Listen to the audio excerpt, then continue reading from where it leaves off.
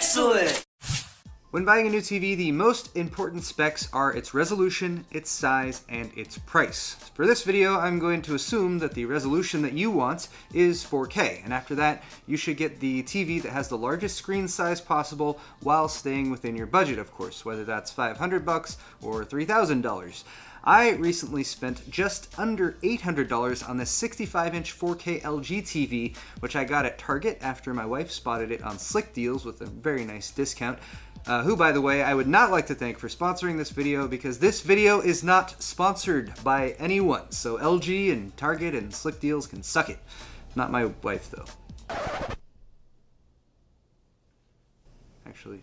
Point being that I thought you guys might like to hear what my other qualifications for a good future-ready 4K TV were before I made this purchase, since it's probably a popular upgrade item this holiday season. So here are my 4 rules for buying a 4K TV.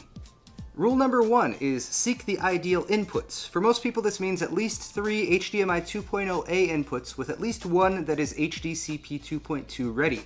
HDMI 2.0A will give you support for 4K 3840 by 2160 resolution as an input. Also HDR, wide color gamut, and all of that at up to 60 frames per second. HDCP is high bandwidth digital content protection, and although we might not like it, we will need that if we want to have support for playing back copyright protected content from an HDCP enabled source.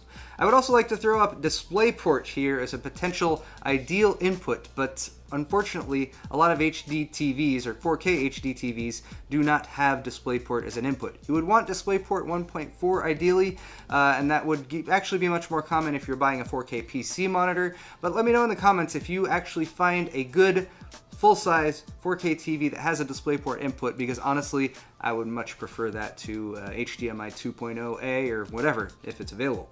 Rule number 2 is have HDR. Make sure your new TV has HDR support. This is going to separate models that came out this year or last year from models that came out prior to that, earlier 4K TVs, because this is a more recent development. Often this will be listed alongside wide color gamut. With high dynamic range, source material, and an input to an HDR-ready TV, the TV can display a much broader range of colors. And much like the jump from 1080 to 4K, I think it's display technology that makes a big difference, especially when you're viewing it side by side with a non-HDR TV, and it's worth being ready for. Rule number 3 is know your panel technology. That's what the screen is made of and what lights it up. The screen makes the colors, the light lights those colors up. I'm going to keep this simple, not dive into too many technical details. I'll just tell you what's good and what's not as good. The best technology right now for your panel is OLED. That's just the best available. OLED stands for Organic Light Emitting Diode. It doesn't require a backlight. It's just the panel, which is the pixels that create the color, and then they also light up, so you don't need a backlight for it. So they can be thinner, they use less power. They can also be expensive though, although they are much cheaper than they were last year or especially a few years ago. The second best technology for your panel is LCD in the front and LED in the back. So the LCD creates the colors, and then an LED backlight behind it that shines through and lights it up. Now, LED backlight technology does have a few variations, so we'll start with that.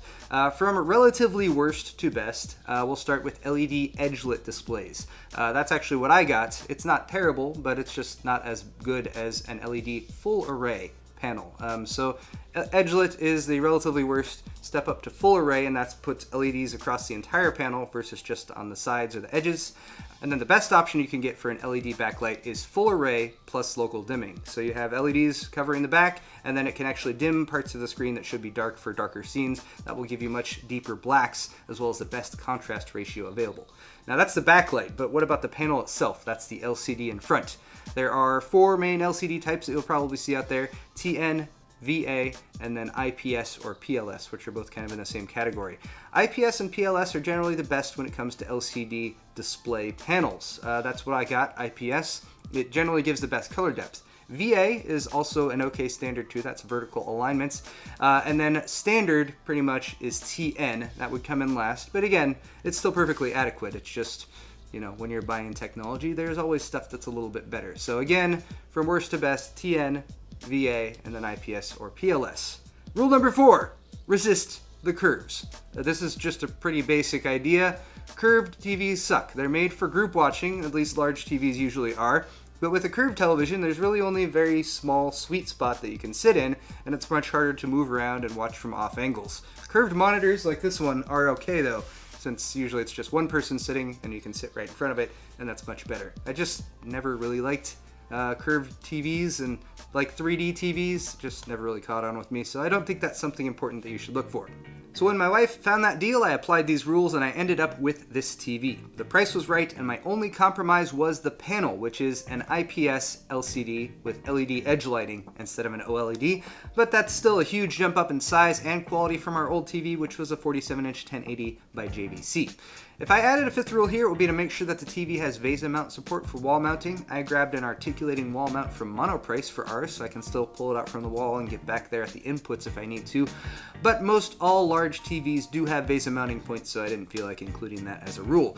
To wrap things up though, I have searched the holiday deals that are going on right now, and I found a few 4K TVs that I feel meet these requirements. I have posted Amazon links to those down in the description. You can check those out, but just click on them and check the model number, and then definitely check other retailers as well, because there's a ton of deals going on right now for Black Friday and the holidays. Let me know in the comments also if you're going to be upgrading to 4K this year. Hit the like button on your way out, and thanks for watching.